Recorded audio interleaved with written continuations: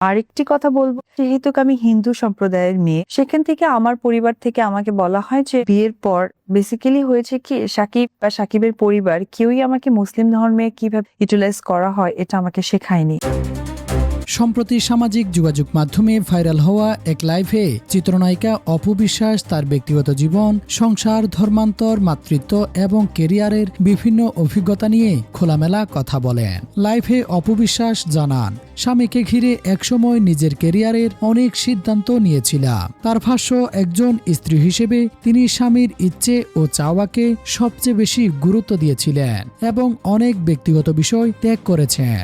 তিনি আরো বলেন, জন্মসূত্রে তিনি হিন্দু ধর্ম অবলম্বী হলেও বিয়ের পর ইসলাম ধর্ম সম্পর্কে ধীরে ধীরে জানতে শুরু করেন। তার দাবি, শ্বশুর বাড়ি থেকে এ বিষয়ে তেমন সহযোগিতা পাননি তিনি।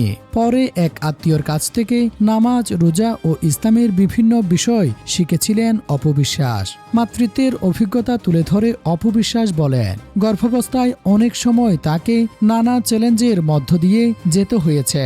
এমনকি সন্তানের চিকিৎসা, নিজের নিরাপত্তা নিয়েও দুশ্চিন্তায় ছিলেন অপু বিশ্বাস। তবে শেষ পর্যন্ত ছেলেকে সম্মানের সঙ্গে বাবার সামনে পরিচয় করিয়ে দিতে পেরে তিনি সন্তুষ্ট বলেও জানান। লাইভে নিজের ছেলেকে একজন আদর্শ মানুষ হিসেবে গড়ে তোলার ইচ্ছের কথাও বলেন অপু বিশ্বাস। তিনি আরো বলেন, ভবিষ্যতে ছেলেকে ভালোবাসা, মানবিকতা ও দায়িত্ববোধের শিক্ষা দিতে চান। এছাড়া বৈবাহিক জীবনের প্রসঙ্গ টেনে অপু বিশ্বাস বলেন, একসময় স্বামী সংসার নিয়ে অনেক স্বপ্ন দেখলেও বর্তমানে তিনি বাস্তবতাকে মেনে নিয়েছেন। তার মতে, জীবনের সব অভিজ্ঞতাই মানুষকে নতুনভাবে শেখায় এবং সেই শিক্ষা নিয়েই তিনি সামনে এগিয়ে যেতে চান।